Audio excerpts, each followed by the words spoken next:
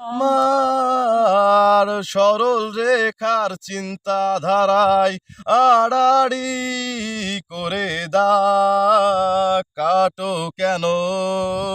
নাকি কাঁদিয়ে আমাকে সেই চোখের জলে ভেজো